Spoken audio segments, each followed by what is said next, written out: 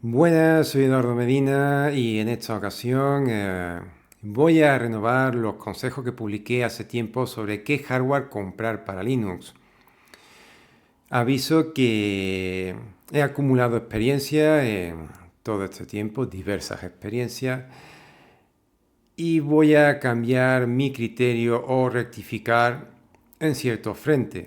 Así que, bueno, aviso que voy a decir cosas que no van a gustar a mucha gente, pero es lo que yo pienso a partir de mi propia experiencia empleando Linux sobre hardware diverso. Para empezar, rompo mi neutralidad en procesadores.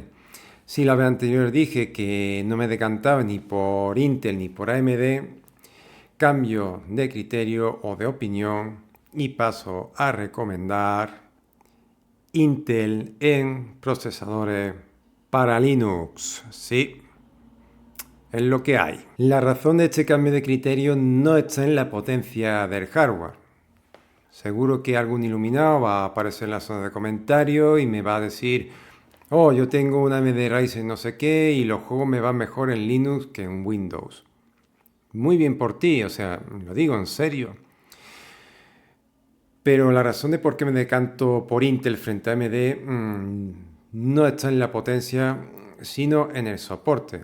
Y es que si el soporte de AMD es inferior al de Intel en Windows, en Linux el soporte de AMD es muy, pero que muy inferior al de Intel. Como bien sabréis, soy poseedor de un Ryzen 7 1700 que ahora no funciona porque está desmontado.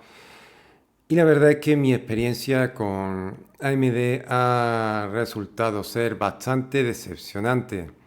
Y es que los procesadores Ryzen 1000 y Ryzen 2000 han arrastrado en Linux una serie de fallos irresolubles. El más gordo de estos fallos son unos cuelgues que pueden provocarse cuando los núcleos de los procesadores entran en reposo. Para corregir esto, se recomienda encarecidamente inhabilitar el C-State o C6 de la placa base. O sea, si estáis ejecutando Linux sobre un Ryzen 1000 o un Ryzen 2000, hay muchas probabilidades de que estéis experimentando cuelgue aleatorio y principalmente cuando, digamos, el sistema está más bien en reposo, ¿no? No hay muy poca carga, ¿no? No hay aplicaciones abiertas. Pues este error no ha sido resuelto por los desarrolladores del kernel, de hecho no han sido capaces de resolverlo, pero la peor parte es que AMD dijo que se podían resolver con software, pero por parte de AMD no hubo ni la más mínima implicación, o sea, a mí esto me sentó, vamos, como una patada en los cataplines directamente, ya que me he sentido tratado como un usuario de segunda en comparación con uno de Windows. Y sinceramente, cuando noto que una empresa me trata como un usuario de segunda por el hecho de utilizar Linux, esa empresa tiene muchas opciones de que yo la termine mandando a la mierda. Y es el caso de AMD en procesadores. Desgraciadamente, los usuarios que hemos combinado un Ryzen 1000 o un Ryzen 2000 y Linux, hemos terminado siendo cobayas de baja estofa para AMD. Y vamos, está claro que la empresa nos ha dejado tirados como un perro. Y mi recomendación, aparte de inhabilitar el C-State o el C6, es cambiar el procesador cuanto antes. O sea, desgraciadamente esto es así. O sea, debido a que los fallos son irresolubles, hay poca salida y todas ellas son muy drásticas. Por su parte, Intel es uno de los pocos fabricantes que tratan a los usuarios de Linux como First Class Citizens. Y por los datos que tengo es el principal contribuidor del kernel Linux en los últimos 10 años. Así que no hace falta ser un iluminado para imaginarse que Intel ofrece un muy buen soporte para Linux. Y bien, ¿os acordáis del lanzamiento de Alder Lake? La primera comparativa que realizaron en Phoronix, que mostraron que Windows 11 rendía mejor que Linux. Y bien, mucha gente saltó y empezó a decir, ¡Oh! Intel ha traicionado a Linux, ha creado Alder Lake para que solo funcione bien con Windows 11. ¡Oh! Esto es una tragedia. Intel nos ha apuñalado. Váyanse todos a AMD Ryzen. AMD es quien realmente ama Linux. No sé qué, no sé cuánto. ¿Qué pasó pocos meses después? ¿Eh? Después de que se lanzara Linux 5.16, que Linux remontó, ¿verdad? Ah, y lo mejor, podría estar por llegar con Linux 5.18, o sea, cuando se detectó que Linux no iba del todo fino sobre Alder Lake, Intel se puso mano a la obra junto a los desarrolladores del kernel para solucionar el asunto. Y ahí tenemos el resultado. O sea, una mejora así por parte de AMD puede llegar a demorarse muchísimos años, ¿eh? O sea, os lo digo en serio, como mínimo un par de años, y eso si AMD se pone. Dicho con otras palabras, si se detectan problemas en el kernel Linux cuando ejecutado sobre un procesador Intel, Intel reacciona, Intel corrige. Si necesita ayuda, la pide. Intel se implica. Y se implica porque sí. O sea, no como AMD que solo se implica cuando ve que hay una gran cantidad de patsuki en medio. Que es el caso de la Steam Deck y los ordenadores Chromebooks que poco a poco se están extendiendo. Aunque yo personalmente todavía no he visto ninguno, pero bueno. Pero al menos Intel se implica porque sí, o sea, se implica con Linux en buena medida por principio. AMD se implica en Linux solo por dinero. Y a ver, que Intel también tiene mucho negocio metido en Linux. Obviamente lo de Intel no es ni mucho menos un altruismo verdadero, pero al menos si se detecta un problema, independientemente de la gama o de la serie o del público al que esté afectando ese problema, pues Intel, eso, se pone mano a la obra y lo arregla. Mi decepcionante experiencia con AMD a nivel de procesadores me ha hecho entender por qué muchos profesionales, incluidos usuarios de Windows, rechazan incluso en la actualidad a AMD como tecnología de procesador.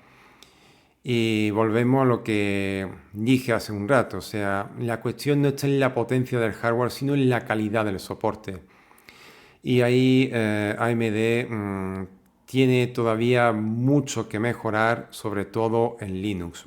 Así que lo siento mucho AMD, pero a nivel de procesadores recomiendo Intel si se quiere usar Linux. Y a nivel de gráfica recomiendo... ¡Ay! ¡Que os lo habéis creído! So, NVIDIA, fuck you. Venga, ahora en serio, ¿qué recomiendo a nivel de gráfica? Pues bueno, mi respuesta es obvia, ¿no? Radeon. Bien, yo espero que, como mucho, a partir de la tercera generación, las gráficas dedicadas de Intel sean la mejor opción para Linux. Pero hay un gran obstáculo por ahí, son los drivers, principalmente el driver de Vulkan, ANV, que en estos momentos sigue estando muy, pero que muy por detrás de RADV. Así que mientras Intel termina de ponerse las pilas, por ahora recomiendo Radeon como gráfica en Linux. Obviamente hablo de gráfica dedicada, orientada al gaming, ya que Yo solo abarco oficina y gaming, o sea, a mí no me salté con servidores y otros temas, yo no los abarco. La razón por la que recomiendo Radeon es debido a que la gráfica de AMD, también las de Intel, se apoyan en la pila gráfica estándar de Linux. Aunque en AMD hay un pequeño pero, y es que si bien AMD GPU, el driver presente en el kernel, es open source, este se apoya en un firmware privativo, lo que quiere decir que las gráficas Radeon no funcionan o no funcionan a pleno rendimiento sobre Linux libre. Pese a ello, este inconveniente no es demasiado grave, ya que Ubuntu, Fedora, Arch, Manjaro, casi todas las grandes distribuciones, de hecho, de todas las grandes distribuciones, creo que la única excepción es Debian, todas emplean un kernel basado en la rama oficial de Linux, que obviamente incluye una gran cantidad de firmware y drivers privativos para mejorar la compatibilidad con el hardware. El hecho de que el kernel Linux sea monolítico puro hace que el funcionamiento de la gráfica de AMD y de Intel sea out of the box, o sea, tú conectas la gráfica, enciendes el sistema y funciona, o sea, detectada y funciona, sin más intervención por parte del usuario. Sin embargo, en Radeon hay un pequeño problema, y es que AMD primero lanza la gráfica al mercado y después se pone a desarrollar o a terminar el driver en serio. Por lo que después del lanzamiento de una línea de gráfica de AMD es recomendable esperar unos 6 meses en Linux para empezar a tener un soporte decente.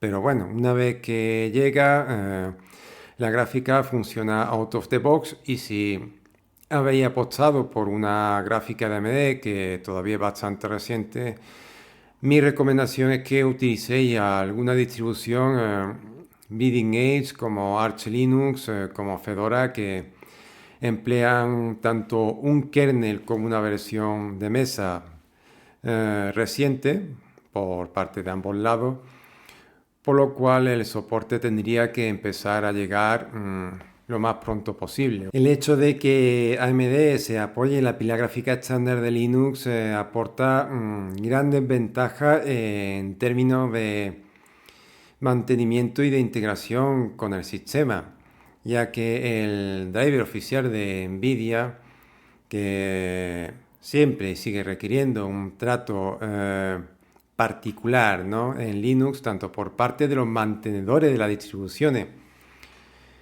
como de los usuarios, ha terminado por convertirse en una de las principales barreras para transicionar de Windows a Linux. O sea, no hace falta hurgar mucho para encontrarse historias de personas que han visto su transición de Windows a Linux frustrada por culpa del driver de NVIDIA. Y es que no nos equivoquemos, NVIDIA lo hace muy bien en Windows. Si yo usara Windows, posiblemente, seguro que utilizaría una gráfica de NVIDIA.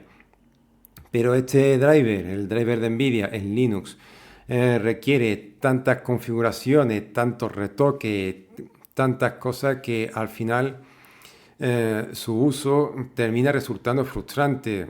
Y además el hecho de que NVIDIA no se adapte a los estándares hace que su convivencia más allá de Nome sea difícil. Como he dicho en varias ocasiones, si utilizáis o si combináis el driver de NVIDIA con KDE Plasma, muy posiblemente tengáis o estéis padeciendo un bar de tearing.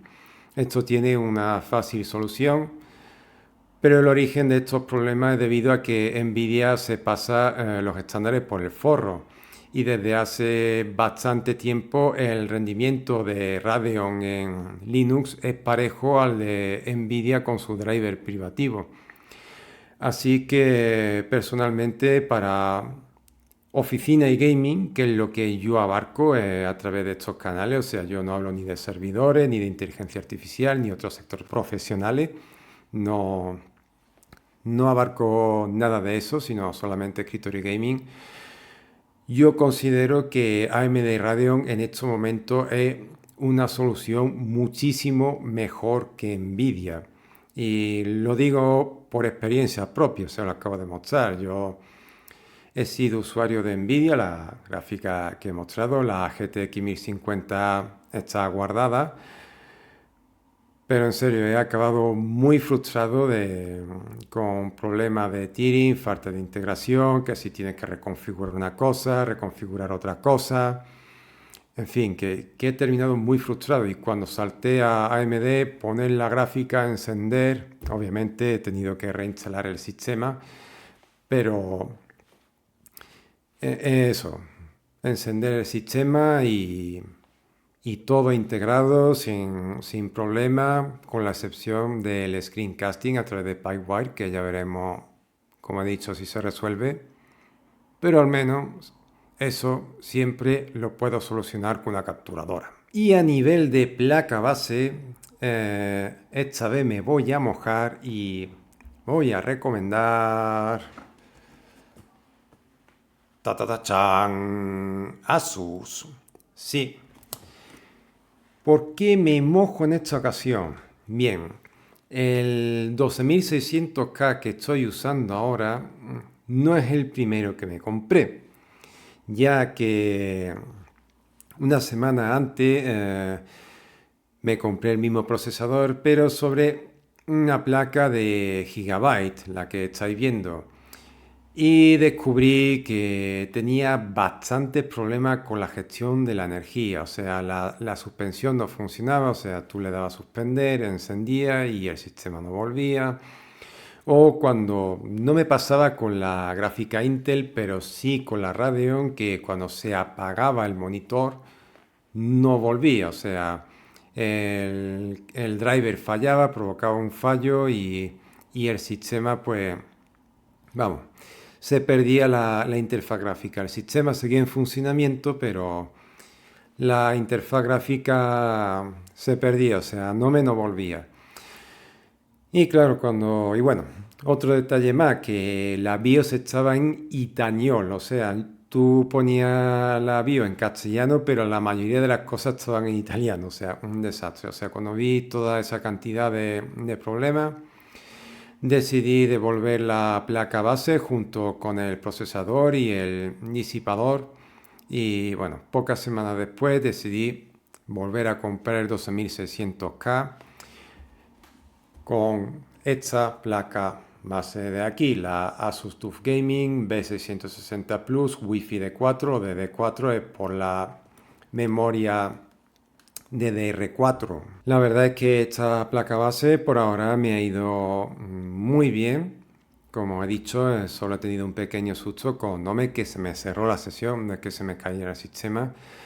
Y la verdad es que por ahora todo va bastante bien. Así que espero que, bueno, que todo se vaya puliendo poco a poco. La BIOS no parece una mierda pinchada en un palo, algo que es cada vez más común debido a la enorme complejidad que ha añadido UEFI.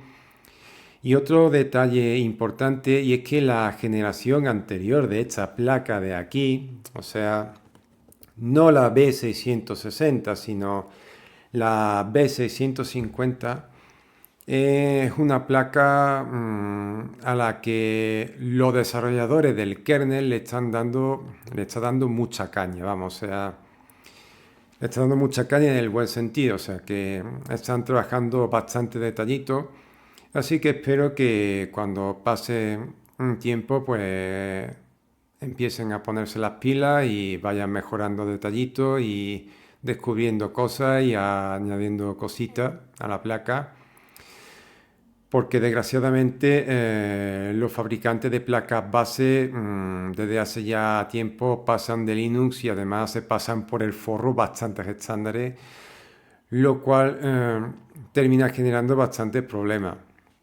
El tema que me encontré con la Gigabyte, hurgué en Reddit y vi que le pasaba a otros usuarios con otros modelos de placas Intel, también con modelos de placa para AMD y bueno, parece que Gigabyte pasa de arreglar el tema en Linux y los desarrolladores del kernel Linux pasan de Gigabyte y bueno, en resumidas cuentas que como Gigabyte pasa de Linux y Linux pasa de Gigabyte, mi recomendación es que no compréis una placa base de Gigabyte bajo ninguna circunstancia y que en su lugar apostéis por una de Asus. Sin embargo, esto no quiere decir que todas las placas base Asus valgan para Linux, ¿vale?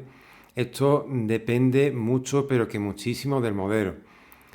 Desgraciadamente, Asus parece que ha dejado de publicar su lista de compatibilidad de placas base para Linux, o sea que Asus iba aprobando, al menos básicamente, la placa base e indicaba el sistema con el que la ha probado y que ha visto que es compatible.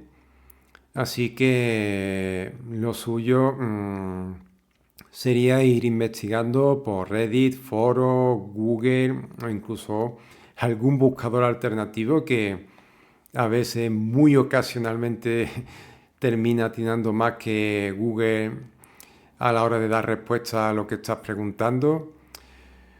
Pero lo dicho, a nivel de marca, recomiendo Asus antes que Gigabyte. Desde hace tiempo, hurgando en hilo de Reddit, estoy viendo que bastantes personas recomiendan ASRock, la marca barata de Asus, que bueno, está ahí separada para evitar el daño reputacional. Y por lo que cuentan, la ventaja que ofrece ASRock frente a otros fabricantes que sus placas son más simples, ¿no? Yo he tenido experiencia con ASRock, pero hace ya 15 años. No fue una buena experiencia, pero bueno. Puede que desde entonces la marca haya mejorado y que ahora pues no digo que sea buena, pero que sea decente, ¿no? Y aquí es donde entramos en uno de los consejos más importantes para cuando se quiere usar un ordenador con Linux y es el utilizar componentes sencillos. Y ojo, no confundir sencillo con gama baja, ¿vale? Lo que quiero decir es que, por ejemplo, evitéis, por ejemplo, ¿no? Esos ratones con 3000 botones ultra programables, ya que el software que hace funcionar dicho periférico muy posiblemente solo esté disponible para Windows, junto con su driver. En Linux eso puede tener dos consecuencias. Uno, que el ratón solo funcione de manera básica y dos, que el ratón ni siquiera funcione. Yo en cuanto al teclado y el ratón empleo productos para gaming a nivel de ratón. Tengo este de aquí que es un ratón de una marca china. No sé cuál es, pero al menos sé lo que tiene que hacer. Y como teclado empleo un Logitech G105 Call of Duty Modern Warfare 3 Edition. El nombre, vamos, un chorizo kilométrico. Pero ambos periféricos son más bien sencillos, o sea, tienen poco artificio, tienen poco brilli y también aprovecho la ocasión, ya que estoy mencionando esto, que Linux, al menos de momento, no es muy amigable con las configuraciones de RGB, o sea, si a vosotros os gusta jugar con luces RGB, configurar luces RGB para crear ambiente y todo eso, Linux no es para vosotros, ya que en esa área, al menos de momento, lo único que hay son un puñado de proyectos comunitarios mantenidos por muy pocas personas y sin apoyo de ninguna empresa. Así que el soporte en ese sentido de momento es bastante pobre. ¿Y qué? ¿Se te ha fastidiado el chip de sonido Realtek o te ha salido rana?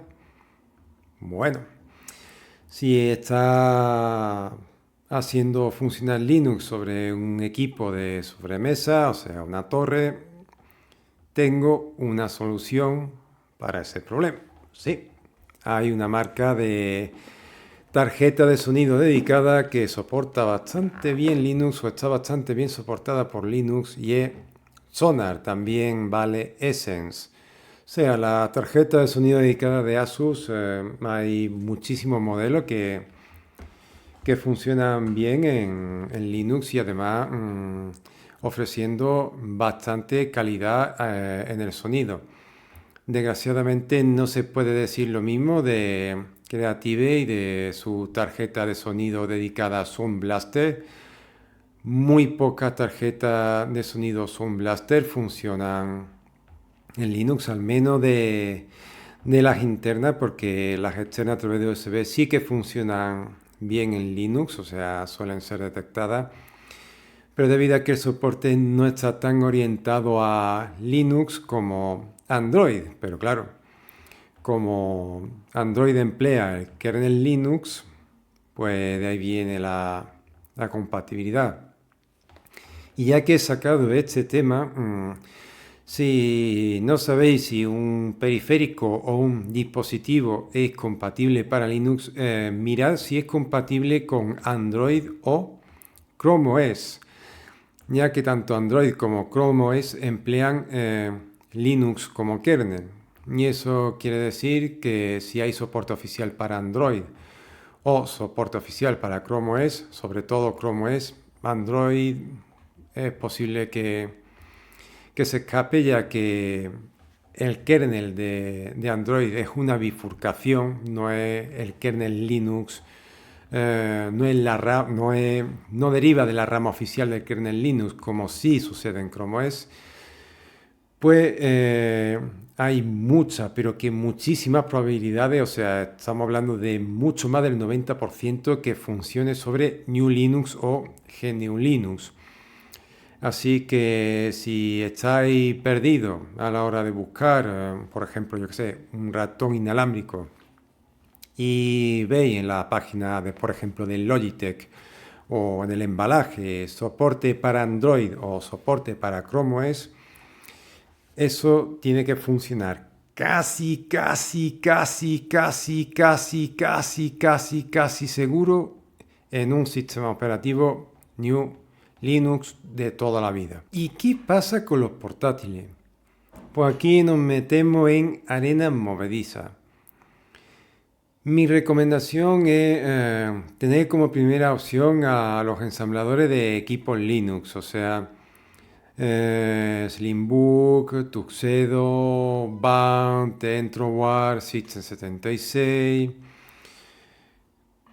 Pero claro, la mayoría de la gente que me ve lo hace desde América Latina y por ende no tiene acceso a dichos equipos. Pues aquí la cuestión se vuelve difícil. Se vuelve difícil porque no hay una marca que diga nosotros damos soporte a Linux en todos los modelos. No. Parece que Dell ha avanzado bastante en su soporte para Linux. Parece que ThinkPad está recorriendo un camino para reconciliarse de verdad con Linux. La comunidad de desarrolladores del kernel está trabajando o trabaja para soportar diversos modelos de portátiles Asus. Y desgraciadamente, la verdad es que recomendar una marca específica es complicado. O sea, yo acabo de decir la que probablemente salga mejor. Si alguien puede aportar alguna respuesta adicional en los comentarios, se lo agradeceré. Y bueno, llegado a este punto, en los portátiles lo recomendable sería mirar los componentes uno a uno. ¿Y cuál es la mejor marca en este sentido? Pues volvemos al principio. Intel, sí. En un portátil, cuanto más componentes de Intel haya, eso significa que es muy probable que sea amigable con Linux. Así que no puedo dar más consejos. O sea, si no tenéis al alcance un ensamblador de equipos Linux y puedo deciros que pagar un pequeño sobrecoste puede merecer la pena a cambio de la satisfacción, obviamente. Pues si estáis interesado en comprar un portátil para usarlo con Linux, lo que recomiendo es tener sobre la mesa diversas opciones e ir investigando. Y lo dicho, si veis los componentes internos, mi recomendación es que cuanto más Intel, mejor. Y bueno, hasta aquí el vídeo y largo contenido de hoy que me ha costado muchísimo grabar. Estoy a punto de quedarme sin voz, vamos, o sea, ya digo, lo cancelo, lo hago en varias tandas o, en fin, que he acabado destrozado. Llevo prácticamente más de 2 horas grabando tomas, que si ahora he fallado, que si no sé qué, que si no sé cuánto. Espero que el resultado final salga al menos medianamente limpio, ya que yo no hago guiones y claro, eso es un hándicap para abarcar un tema complejo como este. Cuando el vídeo es más específico, pues más fácil, ¿no? En fin, espero que estos consejos sean de ayuda y que os sirvan para orientaros a la hora de comprar hardware amigable con Linux. Hasta luego.